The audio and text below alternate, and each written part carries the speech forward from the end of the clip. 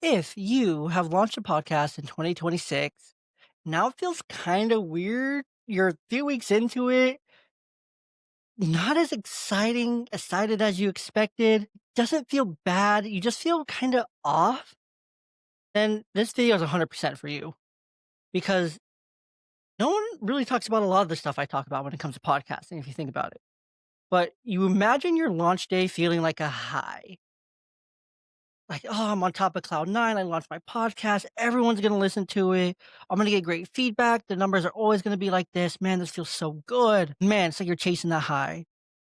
Instead, there's quiet, unsettled feelings, a lot of checking the numbers.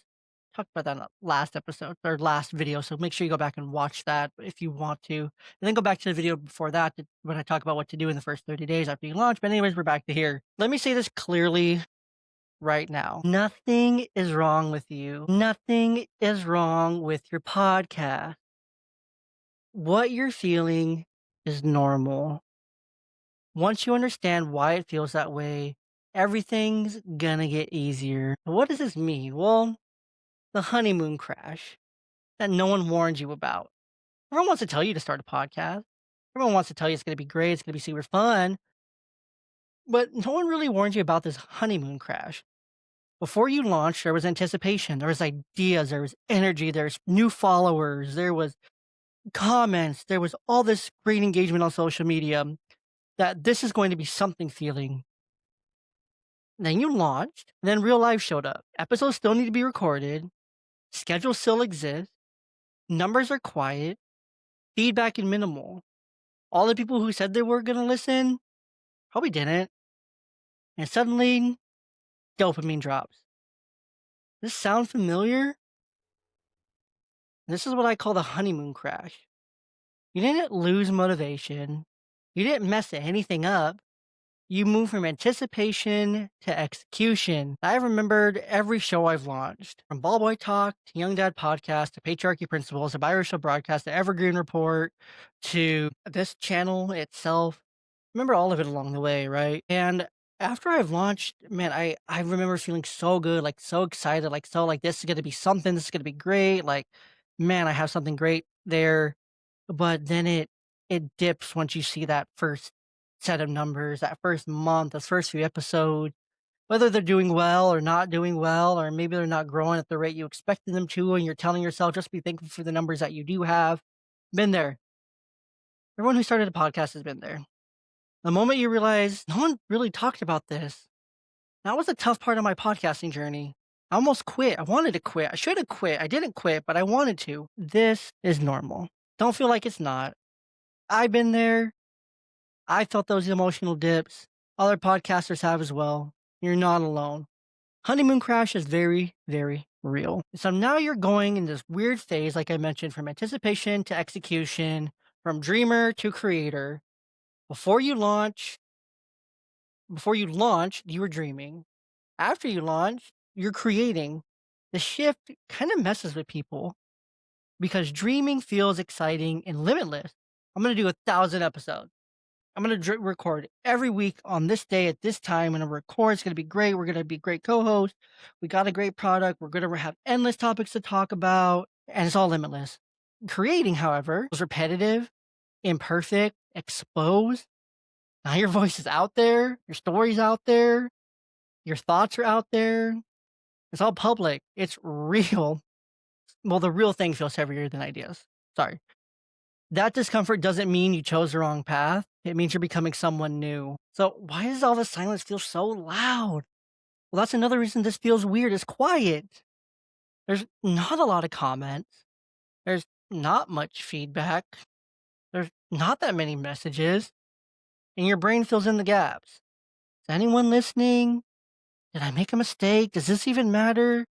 Did I pick the wrong niche? Did I pick the wrong cover art? Did I pick the wrong episode link? Did I pick the wrong structure? What am I doing wrong? It's just trying to find an answer to what you're doing wrong. But here's the truth. Silence early on is not a rejection, it's incubation.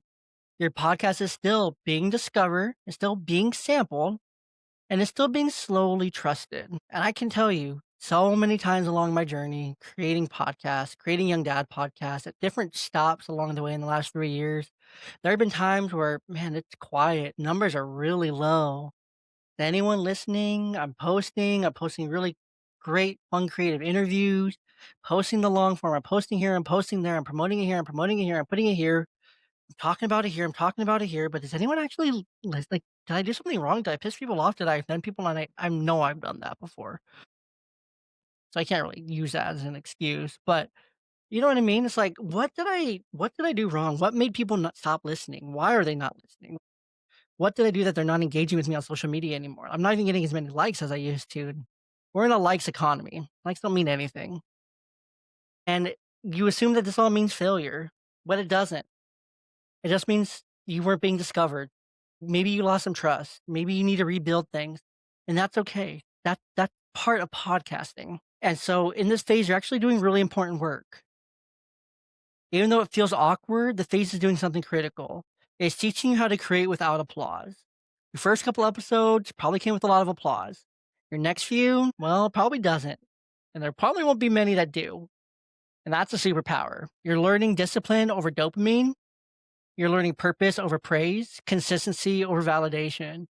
Every episode you publish in this phase strengthens something internal.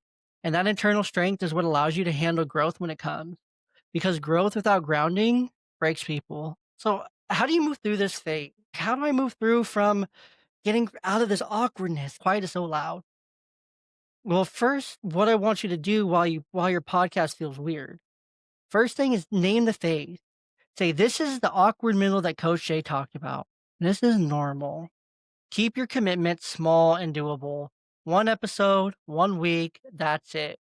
1 week at a time. Stop asking, is this working? And start asking, am I showing up the way I said I would for myself? That's what's most important. This is exactly what I tell clients when they hit this moment. You don't fix this phase, you move through it. You have to move through it. You can't fix it. And if you're thinking, man, I really wish I had someone to remind me of this when my head starts spinning, as always, that's where my podcast coaching program exists. Not just to help people launch, but to help them steady, steady, steady when the excitement fades and the doubt creeps in. Sometimes you don't need more strategy. You need reassurance from someone who's been here before. And so if this video helped you, comment this. I'm in the weird phase and I'm staying. Say it, commit to it. And as you launch a podcast in 2026, make sure to subscribe. All the videos I'm going to be posting throughout this year are going to be about all different phases of your podcasting journey and trying to relate to you and help you know that you're not alone. The next videos in this series, and the fourth and final one, is about when to change your podcast and when absolutely not to. So you want to tune in next week for that. Remember, you're not broken, you're becoming. I'll see you in the next one. Coach Jay out.